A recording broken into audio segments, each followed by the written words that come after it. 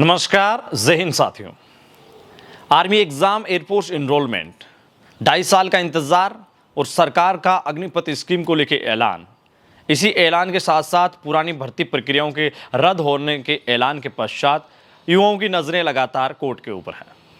देश की माननीय हाई कोर्ट, सुप्रीम कोर्ट या जो भी जूरी के सिस्टम है उसके ऊपर युवाओं की नजरें इसलिए बनी हुई है क्योंकि देश के कई इस फील्ड में काम करने वाले छात्र हितैषी और विशेष तौर से इन युवाओं के हित में काम करने वाले कई ऐसे प्रश्न जो है वो कोर्ट गए हैं।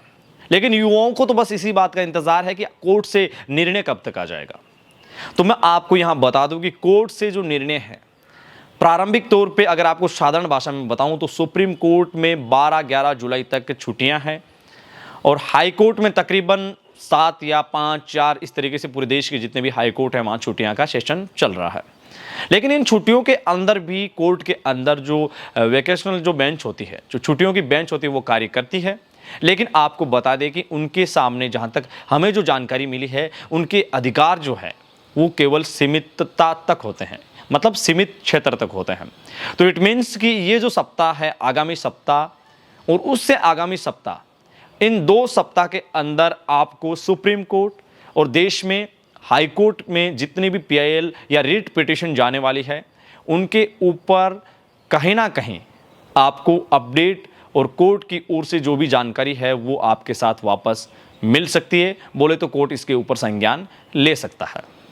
इसके साथ साथ कई सारे साथी जो लगातार सेना भर्ती एग्जाम को लेके, एनरोलमेंट को लेके या एयरफोर्स रिजल्ट को लेके अपनी अपनी चिंताएं प्रकट कर रहे हैं, लेकिन अग्निपथ स्कीम को लेके उनकी जो मंजूरी है, अब आप सोचेंगे कैसी मंजूरी।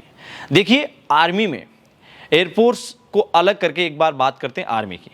आर्मी में जो ट्रेड है जीडी, उसमें तो युवाओं को छूट दी गई है 21 से 23 साल की। लेकिन कलरक ट्रेड में, नर्सिंग असिस्टेंट, जो भी बाकी की ट्रेड है उसमें छूट भी नहीं दी गई, उल्टा अग्निपथ स्कीम में उनको ऑलरेडी लॉस हुआ है क्योंकि ये एज क्राइटेरिया 23 थे, उनको 21 कर दिया गया है।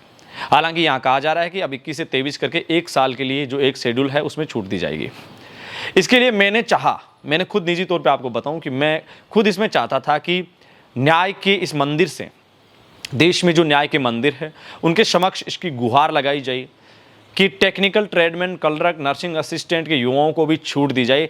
25 साल इसमें भी उनको एज क्राइटेरिया दिया जाना चाहिए, चाहे 1 साल या 2 साल के इस शेड्यूल में। लेकिन वहीं से एक मुझे वापस जो जवाब मिला कि क्या आपने अग्निपथ एक्सेप्ट कर लिया है। जी हां, ये एक बड़ा और बहुत ही ऐसा सवाल था जिसका जवाब तकरीबन मेरे पास किसी भी सूरत और किसी भी शब्दों में नहीं था, क्योंकि हम लगातार अग्निपथ स्कीम की इस योजना है, इसकी खामियों का लगातार विश्लेषण करते आए हैं कि 4 साल में आखिरकार किस तरीके से एक खुद अपने आप को आप एक किसी भी सोल्जर को किस तरीके से ट्रीट कर पाएंगे, किस तरीके से उसको ट्रेनिंग कर दे पाएंगे। ये सारे के सारे सवाल जो हमारा हक बनता है संविधान के राइट्स के अनुसार।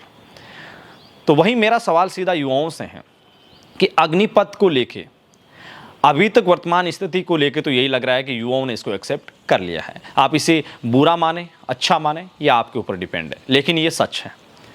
नतीजे आपके सामने हैं। एयरफोर्स के अंदर तकरीबन 2 लाख से ज़्यादा फॉर्म भरे जा चुके हैं।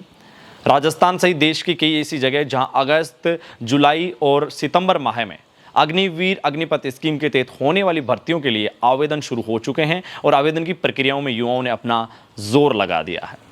इसका मतलब युवाओं ने हामी भरी है और ये एक सत्य है। अब इसको युवा किस एंगल से लेते हैं, लेकिन सरकार इस बात को इसी तरीके से सामने रखेगी कि अग्निपथ को लेके जिस तरीके से लाखों की संख्या में आवेदन आए हैं, इसका मतलब देश में इसका विरोध ज़रा सा भी नहीं है। वहीं दूसरी ओर देश में हरियाणा की बात करें, उत्तर प्रदेश के कुछ जिलों की बात करें, बिहार में भी अभी ऐसी घटनाएं सामने आ रही है और झारखंड, इन सब जगह से जो तस्वीरें हैं आंदोलन को लेके अभी भी जारी है, लेकिन लोकतांत्रिक तरीकों से। अब उन साथियों को भी ये बातें समझ में आ रही होगी कि लोकतंत्र में जो आपको अधिकार है आपको रक्षा के, वो ही आपको फॉलो करने चाहिए। जो हिंसात्मक तरीके थे वो आज बहुत सारे युवाओं के कैरियर को चौपट कर गए हैं। ये बात आप में से कई सारे साथी देख रहे होंगे जिनके साथ ऐसी घटनाएं घटित हुई है, वो अब पुलिस और कानूनी कार्रवाई के रडार पर हैं। तो ऐसी घटनाओं से आपको बचना चाहिए। जो आपको राइट्स हैं उसके माध्यम से आपको आना चाहिए।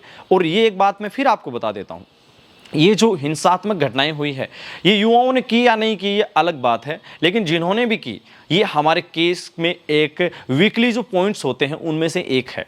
कोर्ट सीधा सामने रखेगा कि सरकार जो भी योजना ला रही है क्या आप इसमें हिंसात्मक तरीकों से सरकार के समक्ष विरोध करेंगे।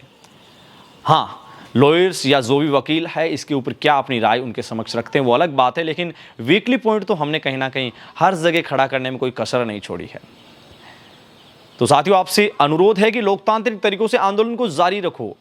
ये आंदोलन मुझे कई लोग बता रहे हैं कि जितना लंबा चलेगा राइट्स, ऐसी योजनाओं के अंदर आपको बदलाव देखने को जरूर मिलेगा।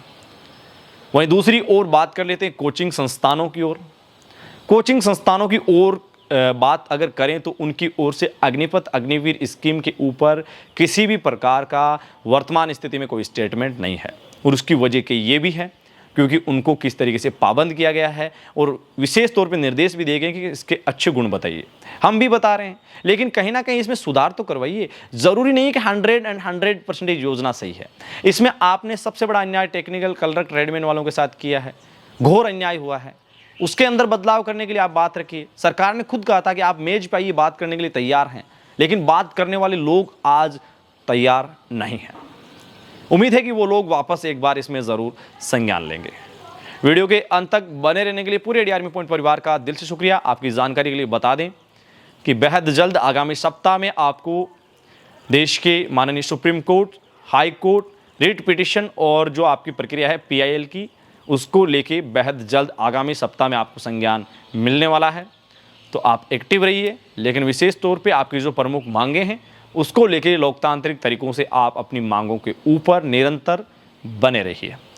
वीडियो के अंत तक बने रहे इसके लिए आपका दिल से शुक्रिया। अनुरोध रहेगा कि आपके सुझाव मुझे ज़रूर भेजिएगा। जय हिंद, जय भारत, शुक्रिया।